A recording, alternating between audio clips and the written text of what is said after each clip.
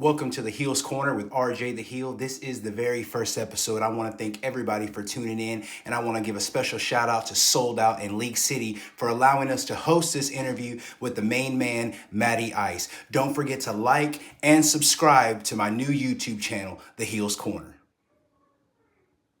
All right. All Well, right. brother, this is a long time coming. Yes, it is. It's a very interesting story. I think how we kind of became friends. Yeah, it is. It is. A long time. Man, I have some clips. I have old clips of when I first met you, when you first came out, and I'm screaming. I have how O actually started. How O started. How O started. I have the original video. I have the comment, so people will be able to see that. I would definitely show people that. But all right. Man, it's just I'm working that into my routine now. I kind of peeped that, and I like it.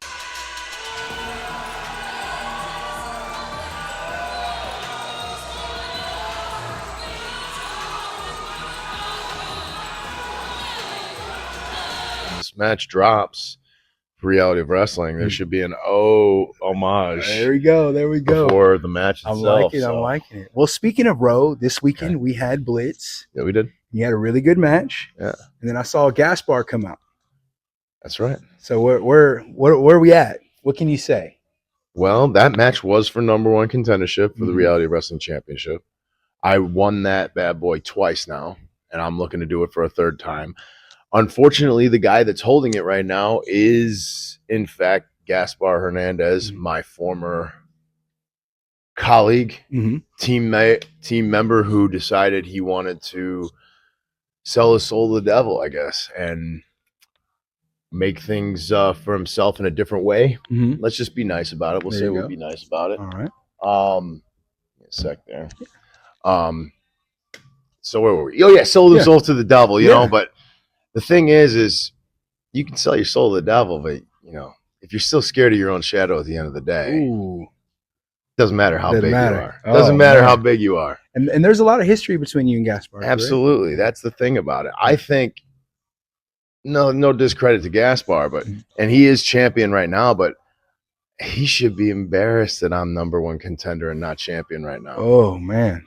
He really should be, because he was much better at being my wingman than he could ever be his Reality of Wrestling champion. Man. This is getting big, man. I'm a little I'm holding back a lot, but here's the thing. Okay. Gaspar's the one who decided to turn himself on me. I never betrayed Gaspar. I never betrayed Booker T. Yes, sir. I never betrayed those guys. I was faithful and loyal to those guys until they let me go. Yeah. Right? And they didn't even bother to, you know, they give you a bag of something to go suck on. Yeah. They didn't even give me the bag. Oh, you know what I'm saying? My goodness. So just straight disrespect. I'm a little irritated about how they wanted to let me go that quickly. So, and you carried the company for quite some time. 2 years. 2 years you were champion. A lot of people would say first of all, biggest summer of champions in history. Me and Ed Stone main evented that at the Humble Civic Center. Hasn't been done since. Right now, I still hold the longest stand in the Last Stand Rumble. Wow. That's coming up next month. Yes, absolutely. Or March. I'm sorry, I don't know if that's going to come out, you know, now or next month or whatever this plans are coming up. But yeah, you know, I have a lot of things that, you know, Booker's actually, I think he's actively trying to take down, and I'm not going to let him destroy my legacy out there. There you go. You know what I'm saying? So I like it. Yeah. Well, as you can tell, I'm a Matty Ice fan since day one. Day 2, 3, 4, 5, a month from now. All the way till I die. All the way till he dies. Be a Matty Ice fan. So I cannot wait to see you with the belt again. I actually made a sign for the show, and I almost put future world champion, but I changed it to O 8 times because that's our thing. That's our thing. But my wife had looked at me and she was like, "You should have went with your first instinct." Because Gaspar came out and I was like, I was calling it. But hey, you heard it here first. I was calling it future road champion. Future road champion. Yes, sir. I'm hoping. Yes, sir. I don't, it's almost like I don't even know those guys anymore. I thought I knew them. You know, I thought I knew them, but I don't. Like money and championships change things, it seems like? Well, Booker's had that for a while. You know, Gaspar, I think he's just now getting the taste of those things. I see. But he was much more impressive on the way up than he was once he won it. Ooh. You know, that's just the thing. And I usually I want you to say good things about the guy you're going off. Like Gaspar, I hate you, man. Gaspar, we're gonna have to have you here, Gaspar, because I want to know what you have to say about this. You broke my heart, and you're gonna find out what a broken heart feels like. You know, wow, professionally, yeah. All right. Well, there you have it. When it comes to row, what about outside of row? You actually won a championship, I saw. That's right. Yeah, I won the Illinois State Championship.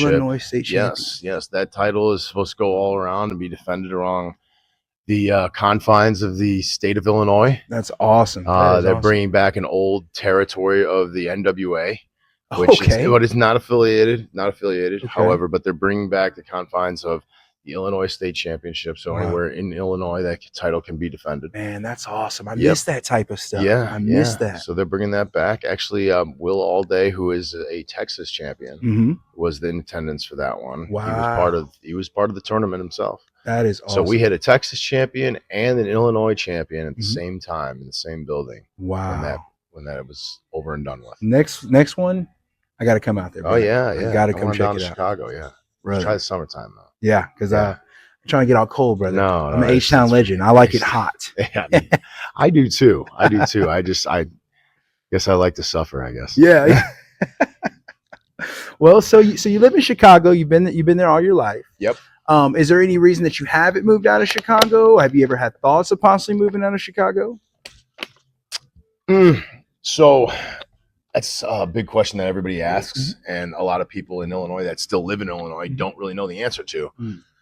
I couldn't tell you. I mean, sometimes on any specific day, it'll be the food, or I have family here, or all my priorities and all my things are here. My dog, moving my dog, this, that, or the other thing. I can't find a job out here. It changes every single day. Yes, sir. It's harder than people think, unless if you've established something, it's hard. Yes, right? Sir. A friend of mine, Sem, moved out here.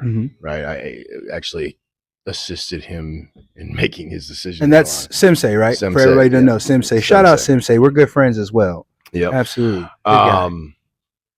It was a little bit easier for him to pick up and go. He sold his house. It was a lot. Him and his girlfriend sold his house and just came out here. And he's young enough to do so without any of the repercussions. A lot of things that I've had is established because I've been there.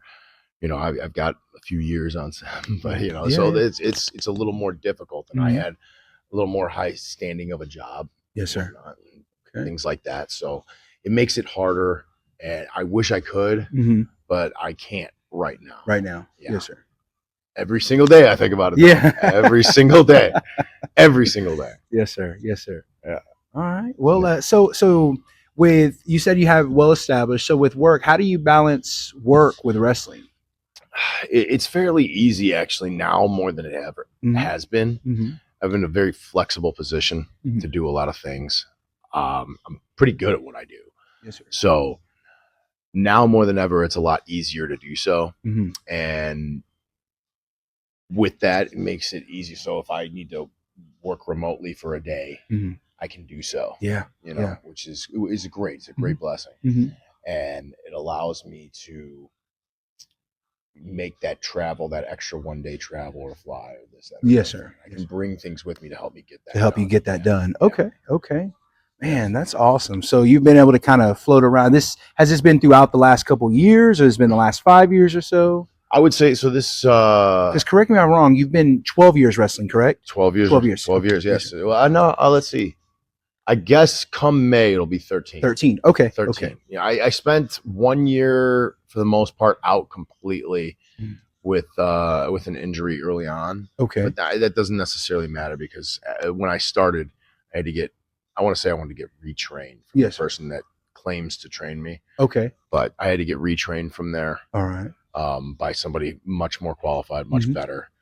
And so that's one about the things that we know about this is that where you were trained, you realize there's a couple of things. There's a degree of difference in training, and it shows. It shows. Like certain people who are trained like solely by book have the clue, have the capability, have the know-how.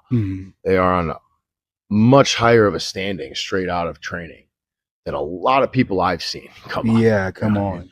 I had to learn from the guy I learned from.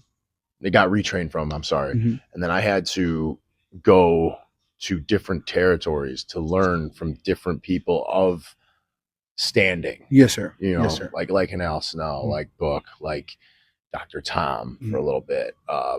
Pritchard, right? Dr. Tom Pritchard, yeah. while at NWA. You know, like Jay Bradley was one of the guys who helped me get into the NWA. Okay. So people like that, staying around people who have done something, you know, and people you can learn from. Yes, sir. You know? So, but yeah, it's about coming up to 13 years. So awesome. it wasn't necessarily always like that. When I started, sometimes shows were once every 6 weeks. Oh man. Okay.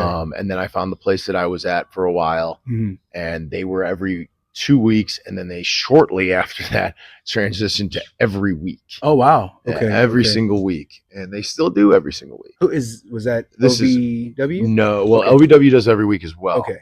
But this is in Chicago, well, Rockford now. Okay. Premier Pro Wrestling. Okay. Trained Rock and Randy Ritchie. I'll throw his name out there. Good shout out for a guy. He's one of the last few territory guys out there. Wow, that's awesome. He's essentially trained by Lawler. Wow, really? And see, I'm a huge fan of the territories. Like, oh yeah, like for Book to allow Hank and Tank come down in WWE and from WWE NXT and then won the Reality of Wrestling Tag Team Champions. I thought it was awesome because when I saw it, I was strictly thinking like, whoa, this is the old days. Like, this is somebody coming in from another promotion, picking up the belt, and taking it somewhere else. Like, I thought they were going to show up on NXT with him, which I thought would have added a little more pow because kind of how Rick used to do. I mean, Rick defended the world championship all over the place. Yeah, because it was all recognized. Yes.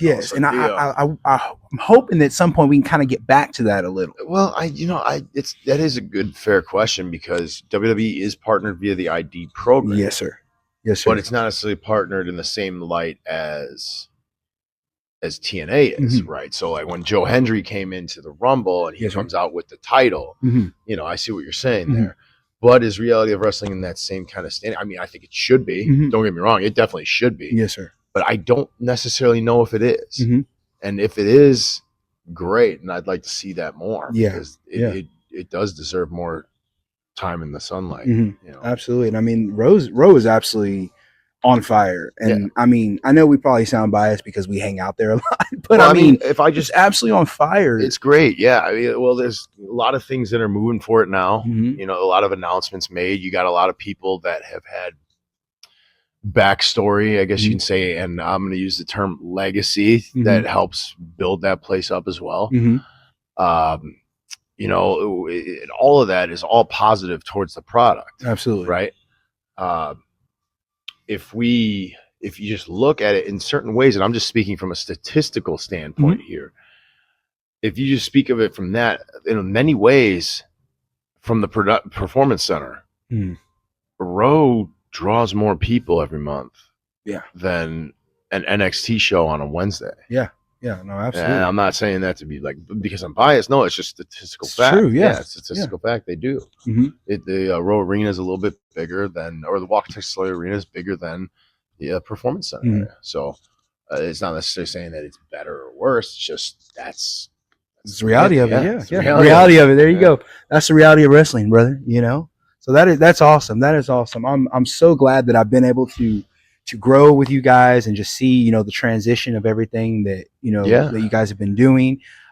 Speaking of this, so you 12 years going on 13, is there anybody that you've been around and wrestled around that is, gone further or maybe dropped out, said, hey, it wasn't for me type thing that we would maybe remember or anything like that?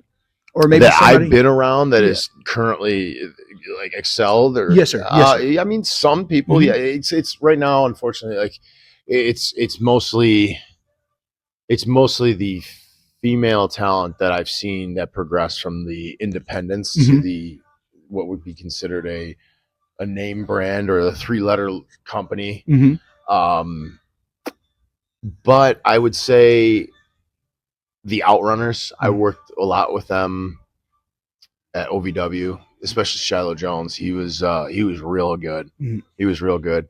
That is the like I said, the Outrunners over in AEW now. Yes, so they've been really good for really long, and I think this is finally something that's worked for them. Absolutely. I think Layla Gray, who was on OVW, is at AEW now. Let me see. I can't really say too many else, but like nobody else really comes to mind that's made it. I mean, if you ask somebody else from the Raw roster, somebody that they hung out with, I guarantee you they'll say like Roxanne.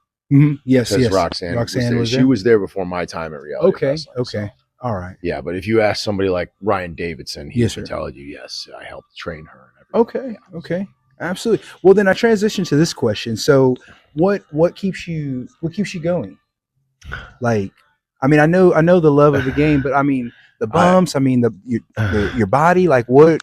And I know we always say you got to be a kid. I'm not trying to take all your answers. No. That's the truth of it. Yeah. That's the truth. You do have to be a kid, but you got to look at it from this perspective. You do something long enough, and you just haven't given up. I guess it's not so much, for the love of the game. I think it's just straight up an addiction now. Yeah, I think it's become an addiction. It really has. I think when I stopped for 8 to 10 weeks, right? 8 weeks for preparation, 10 weeks because I just didn't want to come back right away. I had such an itch to get back into wrestling, but I stopped for 8 to 10 weeks to do a bodybuilding show. Okay. And every single day I was just thinking about wrestling. Yeah. Like, so it's just in you. Yeah. Gotta get back. Gotta get back. Yeah. When you're injured, it's the only thing you think about. Yeah. Hurrying to get back, which is dangerous. Dude. Yeah. Dangerous thinking. Yes. Hurry to get back. To get back. You don't necessarily want to do that, but that it has become, I think, an addiction. That's probably why I still keep doing it. Yeah. I think it's a healthy addiction, but yeah, it is an addiction nonetheless. Where I keep going. It's just something that I knew for myself that when I started this, that I just wasn't going to stop until something comes out. Something came out of it. Something's got to come out. Man, that's awesome, brother. To keep on, to continuously go. And I mean, the traveling, I mean, meeting everybody. I mean, is there a point in that you get that you're like, man, I really just want to go home? Like, I really want to shut this down. All the time, man. All the time. These next 2 months are gonna be brutal for me. Yeah, absolutely brutal for me. I'm gonna be. So I was. I started off my year in Puerto Rico, doing a little networking out there, if you say. Okay. Right? And I'm gonna go from there. Come out. So I was here in Texas, flew out to Puerto Rico, then came back, then flew somewhere else. Where did I go? And this was the show before last when you told me you were leaving that Saturday night to go to Puerto Rico. This was in December. No, this was 2 months ago now. Oh my God! See, 2 months time. Ago. Yeah, 2 months ago now. Yeah, and I'm already forgetting. Jeez, you know what I mean? Because I know that what I have coming up is I'm going to St. Louis on Saturday. Okay. And then what are you doing out there? I'm gonna be working a show. Okay. Correct. Okay. Yep. I come back. I will be I think I'll either be coming back here, maybe for Breakout. Okay. We don't know. Well, I have my shirt on, regardless if he does or doesn't. There we go. Maybe if I wear it, they'll call him time, right? Yeah. Oh man. So hey, you should have heard him dogging me for the shirt I had on Saturday, and I actually changed into that shirt. Took him long enough. Dogging me. So I might be back here. I might be doing a show in Illinois, defending the Illinois State Championship. Awesome. Haven't decided just yet. Okay. I got to see what's more important, but then after that, I think if my math is right, I'll be coming. I got one free weekend, maybe. I think, and I think that's. I got some personal things that I've got going on, but after that, I'm coming back here for the Row Show. Cool. All right. Then after that, I'm in Florida. All right. Then after that, What you working out in Florida? This is all in Florida. I don't even know yet. I have to go back and look at my calendar. There we go. I don't even know yet. It's Florida and Houston ain't that far, so you might see your boy. You never know. That's right. We'll have to see. You hear from the crowd or from the back door. And you'll know that is the Heels Corner indeed. That's the Heels Corner. That right there is the Heels Corner. Yes, sir. Yes, sir. So I'll be in Florida, I think in Destin, and then but Destin, that's a very nice place. I've been there before. Yes. Okay, me and my wife went out there for a little vacation time for a couple of days. It was nice. If it's not Orlando South for me, I don't hit it. Yeah. Well, see, except for St. Augustine, I like going to. I've heard there is good too. I heard it's like pretty much Spain there. Yes. So. Well, see, with Destin, I was told go there if you're not wanting to go too far, like to Orlando, but you still want to get that nice, just chill out feeling. Go there, and it's a tourist spot. Like depending on when you go, there's a lot of people, but I heard it's a new spring bake place. That's it. Exactly. Is that okay? Yes, and we went during the summer, so there was people obviously out there, but it wasn't overwhelming. It was nice. We got a nice little weekend getaway. So yeah. Okay. You might like it out there. If you like it quiet and chill. Yeah, it doesn't matter to me. Yeah. I got a beach, right? Yeah, right. Exactly. That's what I like exactly. About it, you know. Yeah, and the resort we're at, we literally walked down in the back and walked right onto the beach. So, okay. So if you got something like that, brother, you're gonna be living it up. Okay. Living it up. Get that tan on, brother. Get those kneecaps tan. Hogan 94 tan. There you go. Yeah, that burnt weenie. Yeah, burnt weenie. That burnt weenie tan. Every time I used to see his arms, I was like, it looks like a burnt hot dog weenie that you let in the water for too long. It just gets real brown, then it starts kind of busting. And when he do that, he was extremely red. He was extremely red. He was. Yeah. He looked at himself in the mirror and just lost control. Hulkamania was running wild. I'm gonna say it.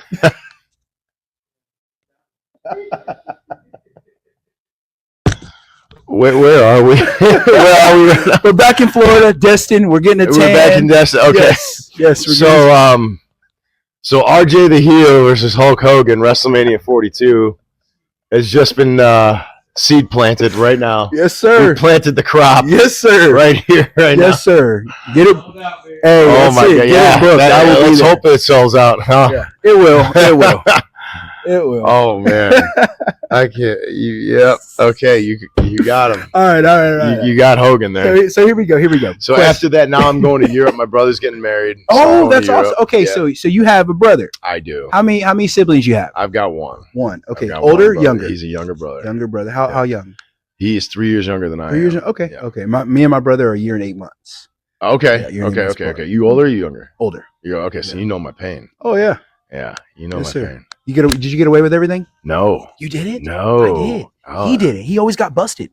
He always got busted. How does that work? Dude, I have no idea. How does that work? Well, I mean, because my brother would be the kind of guy who would go thigh slap and start crying, and then blame me. Yeah. Like I hit him. But see, he used to pick on me. See, he picked on me when we were growing up. See, the thing was, when we were kids, he was bigger than me. Oh, I was very scrawny and skinny when we were kids, and he was bigger. Okay. So he would pick on me, but you couldn't let nobody pick on me. Like he'd be the first. If someone picked on me, he'd be the first one to fight him. Like I think I saw him hit somebody before I ever hit somebody in my whole entire life. Like I saw him get into a fight first, and it was over me. It was over somebody making fun of me. Oh. Yeah. So yeah, Hogan, watch out for my brother. But yeah, no, honestly, that's how it was. So really, when we got older, I kind of got away with everything, which was weird. Like I was very open with my mom. Like I told her, I guess I covered my bases. If I knew where I was going to be, I told her I was going to be there. And if I knew I wasn't going to be there, I told her I wasn't going to be there and I was going somewhere else. Brother didn't do that. I'm going to be here, but he was there, but then he would hit all the other places, but he forgot to cover his bases. So people would call looking for him or she called looking for him. So he always got busted. So I got away with everything. So, okay. Yeah. And stayed out of trouble. Okay. So you stayed up, but you were responsible. Yes. Yeah. See, there's a difference there. So yes. Yeah. My brother didn't get busted until he got busted. Oh, you know what I mean? He when you get a drinking ticket when you're under, when you're underage, yeah, and you have to go to AA meetings. Oh my goodness. And whatnot. But no, my brother, to this day, I don't understand how he does it. He's leaner than I am. Yeah. And he drinks like a fish. All right. He drinks like a fish. And I don't understand it at all. Yeah. It defies every law of physics that I was ever told.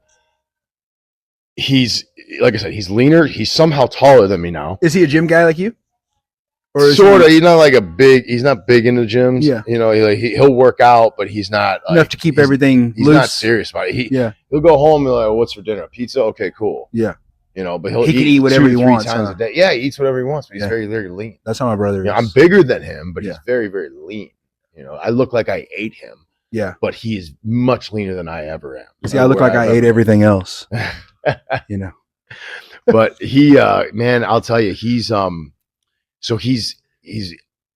to have little sibling syndrome or something. Like, you ever heard that? Little sibling syndrome, Yes. like So describe it. little sibling syndrome is when you grow up, you're the elder sibling, right? So you grow up and your younger sibling plays with you, right? All sports and everything that you do. So he's consistently playing up to your level because you're bigger. But I don't know if it would be the same for you because he was bigger, right?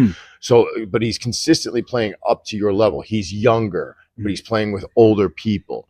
He's probably shorter, but he's playing with taller people. Yes, sir. He's probably not as big, but he's playing with bigger people, right? Yes, sir. So essentially, they're saying it's like something neurological where the body tricks itself into catching up to playing up with all these people. I understand. Right? So I think that's how my brother became 6'2.5" and I'm 6'1.5". You know what I mean? So it's like okay. Almost like his body like adapted to the environment that he was in, being that people were bigger, that and he would have to his play friend harder. is 6'6" and whatnot. Wow. So he's always playing Never thought basketball about it like and that, all his sports and stuff. Like he's always playing up in baseball. And you call that the little sibling? It's called little sibling. It is a real little thing. Sibling syndrome. It's a real thing. That's little awesome. sibling syndrome. Yeah.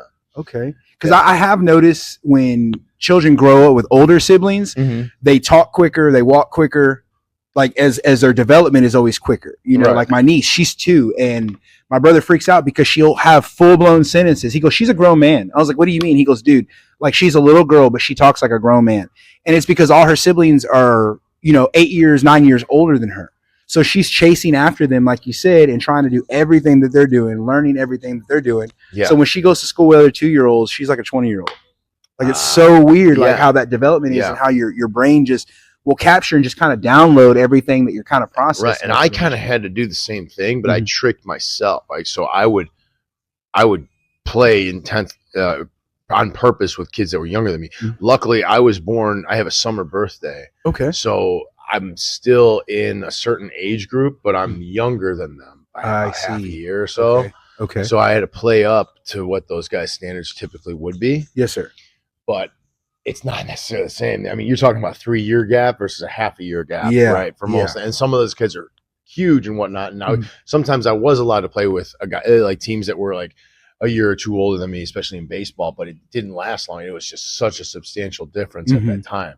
So it has to be from, the nurturing of one to adulthood, right? Yes, sir. Yes, so that's what it's come to be. But yeah, the kid's tall, he's lean, never has to worry about what he eats. Wow. And he's going to be in Spain, you said? He's going to be in Switzerland. Okay. Yeah, we're going to Switzerland, but I'm going to start off in France, and then we're going to go to Italy. Okay. And I go back to the homeland, and then work our way up. It's Jubilee this year. Okay. So it's Holy Year. Oh yeah, the Jubilee. Oh yes, wow. Yeah, it's holy. Oh yeah, we're going to be in Rome for Holy Year. Dude, that's cool. Yeah. So can we segue into that? So you speak of Julie. So one of the things that really got us to become friends, we found a mutual love for the Lord that we have. Yeah. How did that start for you? Is that something that's been a part of your life kind of off and on, or is it something that has recently happened that you've really sold out to it? No, I would never say I sold out to something like that. I would say I would essentially buy in more so to belief. Yeah, I like it. The Lord purchased us. Buy in. You're absolutely right. I picked the wrong word for that. I like that's just the way I see it. Absolutely. But it's something like you're right. It was. I think honestly, even for people that have had it since adolescence and growing up, I think it's consistent on and off thing because people go to and fro their religion. There's only one person I think I've ever met where they've never ever faltered or anything like that. But even then, I didn't know them that well enough. I just went off what they're saying, and it's only one person in my entire life who's ever even made that claim. Right? I think something like that is a consistent. I don't want to say struggle because that's not the right word. I think it's consistent development between you and Jesus. Yes. I really do, because absolutely there are times where you just want to completely give up faith and whatnot. But I say faith over fear. Absolutely. And continue to grow, because like if you just go back and you read, right? And I decided one day After everything that I was raised up to believe, right, and try to do it that way, I couldn't even pay attention. They tried me on the New King James. I couldn't even understand it. Yes, sir. So I found the New International Version. I just downloaded it off the app, and I read it that way, and it makes it a little bit easier to understand. Yes, sir. Right, and then when you go in depth, when you find somebody who has been studying it and following it over and over, and you get their conception of it, right, and then you break it down towards the things that mostly affect your life. Yes, sir. Right. So one of the first few things that really got me to give it a try was, you can't just approach, like, let's just say prayer, right? You can't just approach a prayer by saying, hey, Jesus, I guess I believe in you. Can you help me get rid of my credit card debt? Can you help me get a new car? Can you help me, He's not a genie. Business. Yeah. Well, it's not just that. It's just like, here, I just met you, right? Yeah. Let's just for argument's sake. Hey, hey, RJ, how you doing? Hey, man, can you help me pay off my car this week? Can you help me? It's like, that's a really good way of putting it. You haven't even bothered to get to know me. Yeah. Right. You don't even know the story. You don't know why he even died. Wow. You know, and you're awesome, asking him for all these things. Of course, it's not going to work that way. Why would somebody like that? Why would you listen to somebody like that? Yeah. He died for our sins, Absolutely. so we can live the way that we've lived. Yeah. Right. Yeah. Absolutely. It's the only religion that says that. That says that exactly. Yeah, it's the only one. Because at the end of the day, essentially we are flawed individuals. Everybody's got their flaws. Everyone. Yeah. That's the thing about him, is he didn't care what you were. Yeah. Who you were, how you were.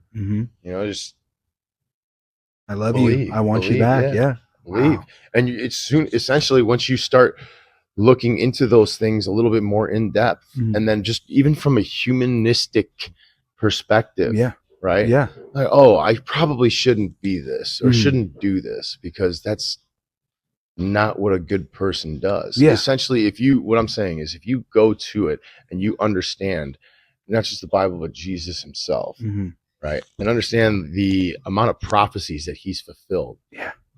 Absolutely ridiculous number. Absolutely. Right? Absolutely ridiculous. And the chances of them doing them, they said it was the chances of him doing every single one of them, getting them right, they say would be the equivalent of throwing a silver dollar in the middle of a field in Texas and surrounding it in hay, and you walking up one time and saying, oh, this is it. They're like, the chance of that happening is that slim for one man to be able to come to life and do everything that he said he was going to do prior to it. They're like, it's absolutely just scientifically impossible. They're like, he would only have to be God himself. Yeah. And then the other things too is, like, let's just look at it from I'm a big history guy. Me too. So from history context, the Romans have documentation of a Jesus Christ in their relics and record books. Yes, sir.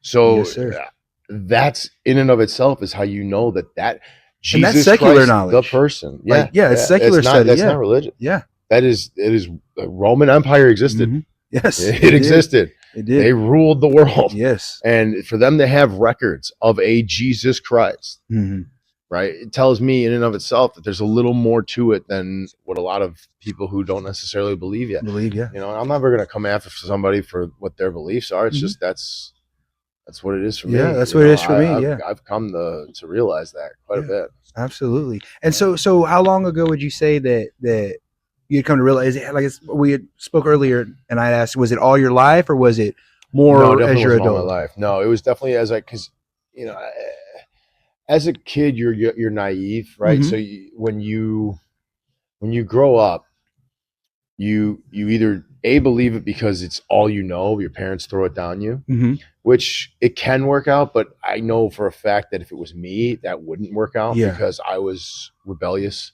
as a child, a renegade as a kid, so I probably would go against that. Yes, sir.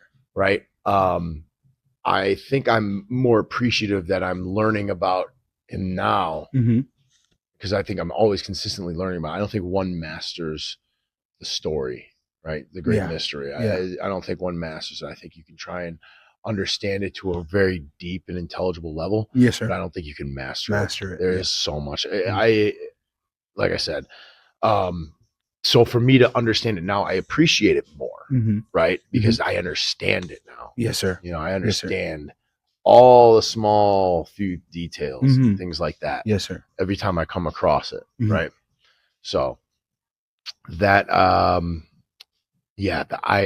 picked it up probably more so within the last 3 to 5 years. Yes, sir. Than I have all your life prior. Yes, yeah. And see, I grew up going to church. I grew up Baptist, and I knew who God was. I knew Jesus was God. It was kind of always something that I knew, but necessarily following it or understanding that he's the Lord of my life. Yeah. And, asking, thinking and consulting on whether I should do something or not. Like, God, is this right for me? I didn't do that. It wasn't until I was older and I didn't know where to go anymore. I reached a point in my life where I was no longer living with my parents. I was becoming like an actual adult, and I was just like, what is going on? Like, this world is insane, and you started looking into all kinds of stuff. And I researched every religion that I could find. I read every book that I could find. And I was just like, everything from New Age to, Buddhist, like all the stuff in between, everything that's out there. And I just kept remembering my grandmother was like, Jesus, Jesus, Jesus. And I was like, you know what? I was like, if he's not real or all this is fake, I'm going to figure it out reading the Bible. So I was like, I'm just going to start reading it. Like, the least I could do is read it. It's a book that's being sold every day more than any other book. In history. Yeah, in history. Like, most sold book in history. Just read it, and I think with anything in life, for you to downplay anything in life or not give anything a chance and never actually give it a chance, like, you're doing yourself such a disservice. Like, I tell people all the time, try Jesus. Like, the devil will always take you back, bro. Like, try Jesus. Just try it and see. If you don't like it, dude, the world is ready, bro, with open arms. But I'm telling you, no one actually tries Jesus and was like, I don't want to drink out of this cup. Like, I'm done. Like, when you really try it, brother, it's just like, and that was the thing for me. When I really tried Jesus for myself as an adult and, like you said, bought in, I just, I couldn't deny it anymore. It's just like everything that I always felt I was realizing was true. Like, there is a God that loves me. There is a God that created the heavens and the earth. Like, there is life after this. Like, we're so blessed to have this life. You only have one, right. Do what you can with it, and if you're privy to the knowledge of the creator of heaven and earth, like, do something that is honoring to him. If you couldn't do anything in this world, try to do something to honor the King. The way I looked at it is so what do I realize that I don't like that I'm doing that maybe I probably shouldn't do or shouldn't be like, right? Exactly. I just started focusing on that. And then I try and find, if I'll go to a church or whatnot when I can now, but I'll try and ask them to give me a verse or something like that to go by. Yeah. And try and understand that. And then how much it correlates to real life. Oh, yeah. It's just second to none. Yeah. The only thing I've seen that is really correlated to real life is just backstage wrestling, politics and stuff like that. Or is how you handle yourself in wrestling really correlates to real life as well. But like, verses from the Bible are things that even to this day affect you in your everyday life. New Testament, primarily just Testament. No, absolutely. A lot of stuff from the old, but it's very. So are you familiar with the Book of Romans? Not as much. I'm more of a Matthew, John fan. Yeah, and John is my favorite gospel. Okay, like that's my favorite one out of all of them. I picked John. I bring up Romans because Romans is about Paul traveling through Rome, and he's really like it's really like a breakdown of the Christian walk. Like doing things you're doing, like one of the, and I'm bad with knowing exactly where it's at, but I'll know what it says. Yeah. But there's scripture where he says that I do the things that I hate, but it's like you don't want to do them. And you try to figure out like, why is it that I'm so drawn to do it? He goes, and my spirit really wants to do good. He's like, but my flesh always wants to do bad. So he talks about how you deal with that. Like when you're leaning more towards, oh, well, this feels good, so I'm gonna go do it, versus crucifying your flesh and saying, you know what? I know that feels good, but just because it feels good, it doesn't mean that it's good for me. And he starts saying like, follow your spirit so that you live more in your spirit than you do in your flesh. And like, I'll send you some scriptures, but it's a really good, like you said, everyday basic things. Like Romans was really good about that, because he was basically turning all the Romans Christians, because by this time they were like seeing like, okay, this is real. Like, and the thing about the gospel is like, if it was all a made up story, do you realize these men were willing to be boiled alive and skinned? Well, not just that, and I guess we'll finish it up on that with this. It's just, especially back then, they would not include female references in the Bible if they wanted people to believe that a lie was truth. You wouldn't have female references exactly because they weren't viewed in that light. Yes, sir. But they have male and female references in the Bible. Yeah, those females that found him found that he was gone for it. So they wouldn't have that. Yeah, because they wouldn't be viewed that way. Yeah, right. They wouldn't be viewed as credible. Absolutely. Wow. So if you look at it that way, why would somebody who wanted to believe? It's just, that's what somebody at that point in time would think. Yeah. If they wanted it to be true, they would have probably had a guy doing it. Yeah. Right. No, absolutely. Man. Well, purely because they have both. Right. Yeah. So, but if it was just purely male, you're right. You're right. Well, let's transition to a few questions, and we're gonna take this bad boy home. So I got a couple cool questions. Okay, let's hear it. What is the most challenging part about creating a character that resonates with the fans? Resonating with the fans. It takes. I'll use Seth Rollins as an example, because Gabe Sapolsky won't stop talking about this. No, it's not like saying anything bad about Seth or Gabe. No, it's just like every time I see Gabe Sapolsky, he always uses this example. Seth Rollins, he does the right, and Seth figured that out. When did that song come out? 3-4 years ago, right? Yeah. How long has he been in WWE? Since 2012. 2012, yeah. So that's been a decade long. So finding something that resonated with people, it took him 12 years. Yeah. At the company, at the place to be, at the place to be, yeah, for him to figure out what resonates with people. Yeah. So that I think figuring out, not necessarily a character, because I could come out there tomorrow and say I'm an Italian gangster. Yeah. Yeah. Well, it probably won't resonate with people of Texas unless it would people in Chicago. And then for that fact, like if I came down here and said I was a rancher, it'll probably resonate with people here, but up north they laugh at things. They laugh at you. Yeah, they laugh at things like that. You know what I'm saying? So it's the same thing. Like if I came down here as an Italian gangster, you'd probably laugh at something like that. How many Dago gangsters you guys got here? Yeah, yeah. What crime family runs Texas? Yeah, what crime family runs Houston? Brother, we're you can move down here if you want to run this operation. I don't want any part of that life. None of that life. That's what I'm talking about. See, that was a test. I'm not that Italian. I am very, but I'm not that. Well, I'll say that to you. Okay, so could you briefly explain like who Matty Ice the character is compared? Because I've seen to know that I know Matthew. I think we've gotten to a point where I think I kind of know, but Matty Ice walking out on row, who is that? Because I resonated with you just by seeing you. It was nothing that you did. I mean, I think hindsight that we look at now, the things that we talk about, we laugh. I think it was just kind of the Lord. But there was something about you. And I mean, you're still there. You were a champion for 2 years. Yeah. So what was the character of Matty Ice that allowed you to carry the company for 2 years? Or put that on you? That Book was like, you know what?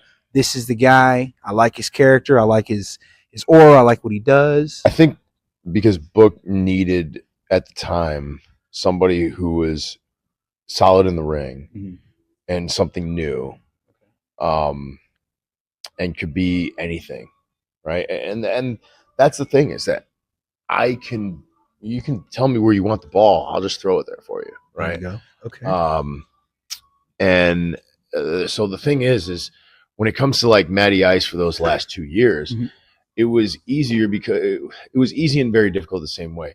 I was launched into that position. Yes, sir. I had very, very little momentum going into that. So when I did, it's like this guy that's only been around here for such a short time is now on top, but I had a great support system around me, right? So I utilized that, and I knew what I could do, and then the amount of people that I was in front of, that I was working with. Yes, sir. I knew that if I did something dastardly to them, that these people wouldn't necessarily like me. But as far as like who is Matty Ice, let me ask you this: what do you think Matty Ice is?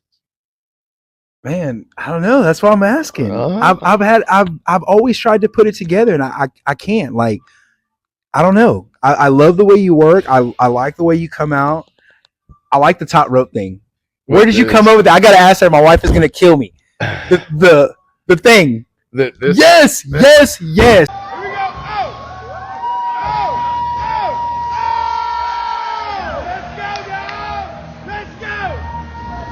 Oh my gosh, bro. That's the thing. That's it. Like, I absolutely. I wish love we could that. see a sea of this instead of a sea of one. Nah, we're gonna change that. We are gonna change that. I'm telling you, we're gonna change that. I didn't know you couldn't see us in the light, but every time you do it, me and my wife are like, yeah, like we're there with you, bro. I'm telling you. Yes, that's. Where did I come up with that? I love it because it goes with the beat of the music. It's like boom, boom, boom, and I just, dude, I need a shirt with you like this. That's the next shirt. You're right, I think bro. So. Maybe I should get my insignia made and put it on the back. Like, yes, forget this one. We'll put a like a silly. There you go, and have O on the back. Yeah, 8X. Yes. So. I don't know how I came up with that. I have no idea. I have no idea how I came up with that. Oh man! So you want to tell me how? Give me something. I don't know how I came up with that. So I knew that I heard. I didn't even know. I guess maybe subliminally I remembered somebody did this once. Because it started off like this. Yeah. I pointed to my arm. Yeah. Right. Because I got ice in my veins. Right. Yeah. But apparently that was a TikTok trend. I think. Oh, okay. Or a Vine trend or something when it was popular. So I used to just do this. Yeah. Right. And then I've always been, people are going to say, I was the biggest and still am the biggest fan of Randy Orton. Oh, yeah. Biggest. Yeah. And sometimes I even sound like him. Hey, we're going to have to get impressions. He's got an Al Snow impression that is unbelievable. But I heard the Randy Orton one with the Booker story, and you have a mean Randy Orton too. So that's a secret talent that probably the next episode we're gonna have to bring out. But this guy is a regular Robin Williams. Williams, dude, he's got a voice box on him, and he's been keeping it secret. So back to being a Randy Orton fan. So I am the biggest Randy Orton fan that you could possibly imagine. So when all the indie guys were coming out because he made the ... dive tweet, I was still like, well, where are you guys and where is he? Right? And it's not because of legacy for him. He's really, really good. Oh yeah. You know. Maybe that helped him, whatever. It doesn't matter. He is really, really good. Yes, sir. So I am sorry. So when I see him do this. Yeah. Okay. When he does yes, sir. The big pose like so. I'm like, well, this down here is cool, but yeah, let's bring it up high. So I did. Then I went to this. I like it. Right. So I went from here and then I came up. Yeah. But then I know my music. So you use the same song everywhere? Everywhere. I need it as a ringtone. Yeah. I don't even. I think I can send you the link. Yeah, dude. I don't know what it is. I need it as a ringtone, brother. Okay. Sure. I need it. So when it rings, I can be like, hold on. All right, hello. Oh man! So I know that when I hear that first, yeah, I'm like, all right, here comes the there fist. It is. Yes. Then comes the point. Yes. And then we go 1, 2, 3. We are the head tilts back. We're gonna get it over. We are going to get it over. We are. Yes, we are. Yeah, yes, we are. We're gonna get it over, dude. I'm telling you. I hope it sticks soon. I'm getting. Dude, it's starting to hurt. Dude, it stuck the first time that I saw it. I was like, what? I'm like, okay. And the second time, I was like. And my wife was like, he is so out of line, but she's learned to love it. Like we have, yes, like she absolutely loves it. Was I still old Matty Ice when I was doing that? When she's like, he's out of line? Or yes, okay. Yes. All right, well, she's got to love it now. Yeah. I think that's what it is. The fact that we're friends now. But yeah, I loved it from the beginning. But she's always said, she's like, he is so out of line. And I think she liked it. It was just the fact that it was unexpected. Yeah. And then when you did it, it was just like, man. So yes, that is. But that's where it came from. It was a little bit of a developing thing, but I found out afterwards. So I think it was Sam actually who goes to me and said, "Oh, you did the ice in my veins TikTok thing." I go, "Hey, what? What? Oh, so that's what you're referring to it being a TikTok? Yeah, like some TikTok or Vine trend. Like somebody would go like this, and they Oh my god! Like I think football players did it or something like that. Okay. Because Matty Ice, Matt Ryan, did something like that, and then I'm gonna have to look that up now. I don't know. I'm gonna add that as a clip in the video. But I said, well, I will be damned if I steal somebody's stuff. I'm gonna make it my own. Yeah. So I did this and this and this, and now I'm up here. Dude, I love it. I love it. I love it. Yeah. All right. Moving on. So wrestling has a lot of highs and lows. Yeah. Could you give me one high that you can think of and one low that you can think of? And it doesn't have to be your lowest or your highest, just something that you can spit off the top. Oh, yeah. Yeah. You want low or high first? What do you want to do? Let's give me the low. Give me the low first. Okay. 2019, I'm backstage at WWE Watch Along Survivor Series, right? Okay. I got the emails in my phone about how the tryouts for WWE in 2020, March of 2020, are full and that they're going to have me on for September. All right. Right. From Canyon Seaman himself. Oh, but this is 2019 into 2020. Going into 2020, right? Okay. So I have those emails, saying, okay, well, we're full on the, how you doing? I had those emails from 2019 or in 2019 saying, hey, look, this tryout's full. And then you'll be in for the September one. Now, this is December or January, I forget. I have to look it up. And then, so obviously everybody knows what happened in March, right? Second day of the WWE tryout that was in March of 2020, shut down the facility and send everybody home. Over the next 6 to 9 months, everybody's getting fired. That whole regime's gone. Yeah. I had no contact whatsoever with WWE. Oh, man. That was a low point for me. Yeah. And I think it still is weighing on me a bit because that was the closest that I personally have ever been. Yes, sir. To trying out. Yeah. Yeah. I'd never even had a tryout still. Oh, man. Never even had a tryout. How did that come about? Was it something that you pursued, or did you get the call? The guy that actually trained me, presented my information to Canyon Seaman at WWE. Okay, who he's not there anymore, but yeah, he's now gone, obviously, and they have a whole new regime. Yes, sir, and everything like that. So, we have a whole new regime. I have no contacts. The guy who trained me has got no contacts over there now. Oh, man. So I'm like, you know what? I'm just gonna stay. I'm gonna hang out. Not gonna wrestle. I went from every week to like maybe once or twice a month. Yeah, yeah. And then I said, you know what? I'm gonna do bodybuilding. I'm gonna do bodybuilding. And then I had that itch and whatnot, and I wanted to come back, and they're like, yeah, you got to do something still. But the whole time I was fighting myself. I'm like, the whole reason you're not doing this is because, you didn't even get your chance. They didn't even give you a bag to go eat out. Yeah. Right. So that was a real low time for me because I had a friend that worked at WWE. And I felt like I was primed and I was ready to go. If they put me through the tryout back in 2020, they would have seen a guy do all their drills and look at him like this.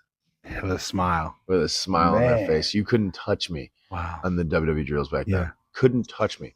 I would get in there with one other guy. It was 3 or 4 other guys, but I have one individual guy come in and just do one of the drills that they would have with me. If it was the punching bag drill, I'd have 2 guys lay there.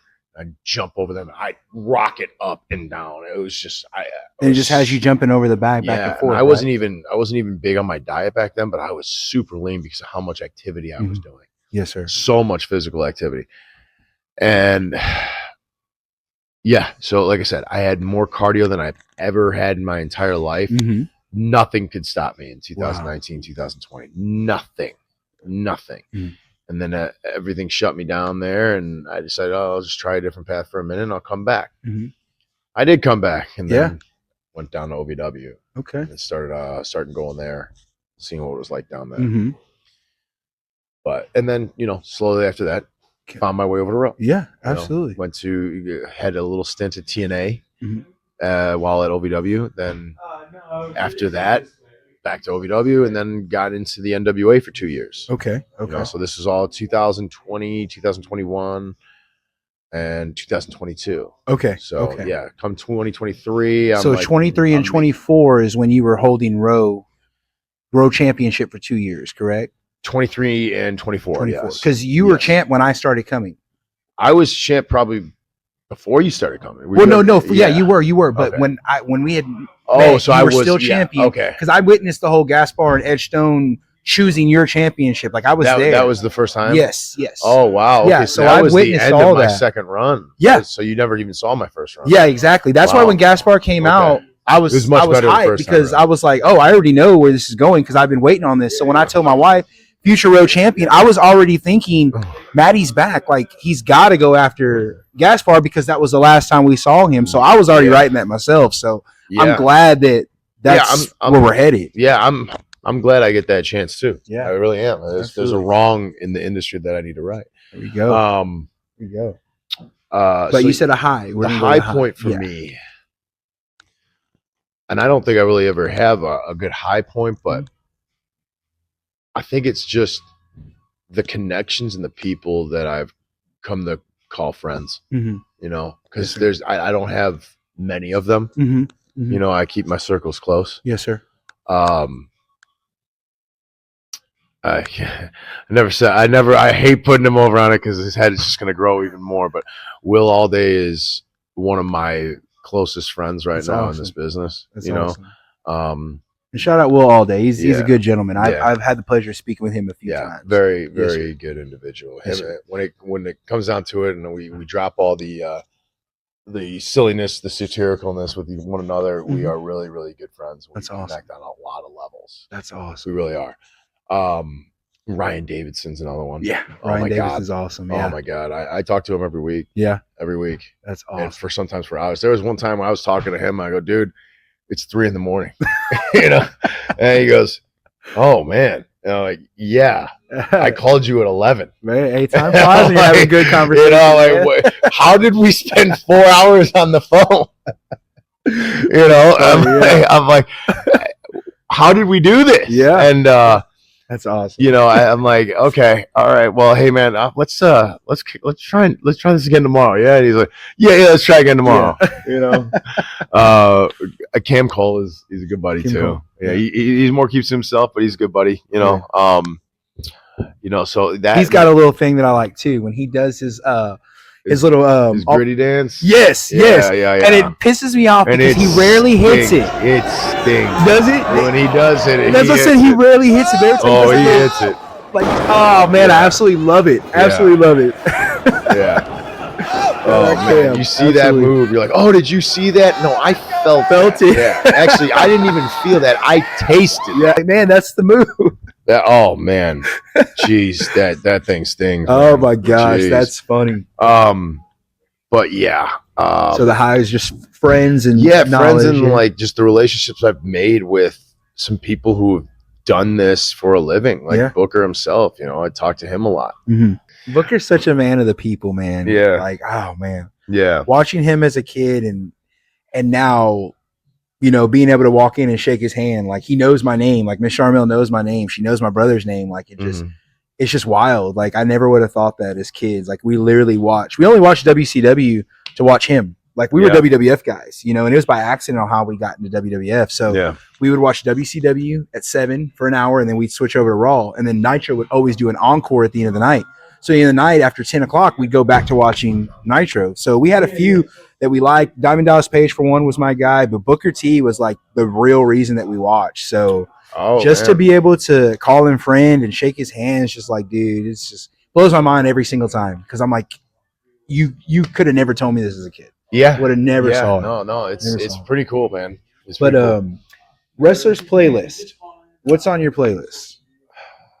Or if you could build a playlist. Songs? Theme songs or regular songs? Like, what do you like to listen to? Are you a music guy? Oh, yeah. I mean, I actually dabble in a little bit of everything. Everything? Okay. Yeah. So give me 5 songs from each genre you listen to. Just one from each. 5 from each genre. Yeah, 5 from each some genre. Of these songs I don't even know the names of. Sing them, I might know. Oh, God. We'll get Shazam out. Well, some of them are house music, so I can't really Oh, okay. You know, So so you like well, if I'm dubstep and driving stuff? a lot, you Yeah. know, I want to just be alone with my thoughts. You know, Yeah. no, not the like nightclub stuff. Oh, okay. Like picture, I like to call the term tropical house. Tropical house because I like to pretend if I close my eyes for about 3 seconds, I'm on a beach while doing 100 So you're a miles beachhead. You're a beach guy. Yeah. Okay. Yeah. Okay. I'm gonna keep that in mind. I love my sand. Okay. I love my sand and my water. Okay. Yeah. He's got gills. He got gills on his day. He like the sand in the water. But no. So you know, there's some house music. Some house music. Okay. Jesus. There's a new song out right now called "Give Me the Money." Give me the money. Yeah. What song is that? Give me the money. Yeah, tell you. Find it out. Real quick. You gonna play it for us? There you go. The Italian house music. Italian house music. Italian rap. I think it's mostly because I'm going to Italy and whatnot. Hey, trying you to know bone what? up on my day. Hey, dude, that's what I'm talking But about. then I got I like mashups. You know, like Carnival, like Kanye sang. Yeah. And mash that up with the Fiend song. Oh, okay. I see you. I like that. Hey, you have that? You got to send it to me. I have that. Oh, yes. You got to send me. That's on YouTube Music. Okay. You just find that. Yeah. Nice. Okay. David John Walker. I think is the. Give me the money. Give me the money. The money. By David John Walker. Anybody know that song? Give me the money. We're gonna have to play it. You know, you can't see. You know, it's gonna be famous because it's out on Netflix now. Oh, it came out on a big show on Netflix. So rugby is one of the world's fastest growing sports right now. Is it really? The world's fastest, not necessarily ours, but the world. Yeah, really. Okay. I think that was it. Yeah, man. Was that it? Oh yeah. Let me see what we got.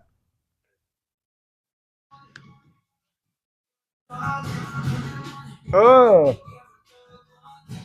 Okay. Look at that. Got Matty Ice over here jamming. Okay. Check's fine. 1 S, 2 lines. That's why it's $sign. Oh!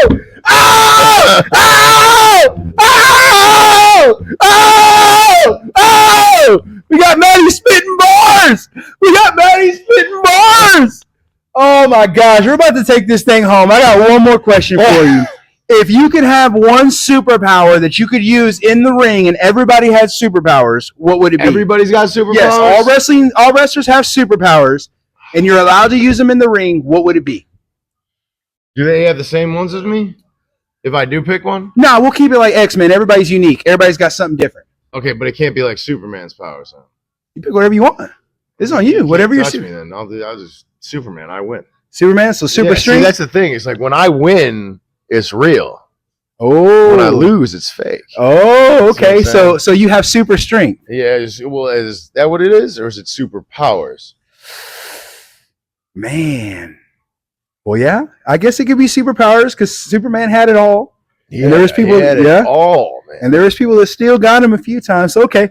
So we'll have Superman-like powers. I like it. Yeah. Superman-like powers. Okay. So what would your finisher be? Super Matty. Yeah. New shirt alert or what? We'll see. New shirt alert. That's pretty cool. I might post that for my next t-shirt. I think this is the next shirt. Dude, please. Maybe I'll put a cape on the back. Dude, something. Anything. We got to figure it out. I got to find a way to get something like this as a logo. Like a silhouette? Well, I mean, they're all doing it. Roman's got his logo. Kobe's got his. Jordan's got his. We need to be a nice logo out there. Yeah. We need to get a picture of you doing that pose. I'm sure we can figure it out. We're going to do it. There's a new shirt alert coming. It's going to be the pose.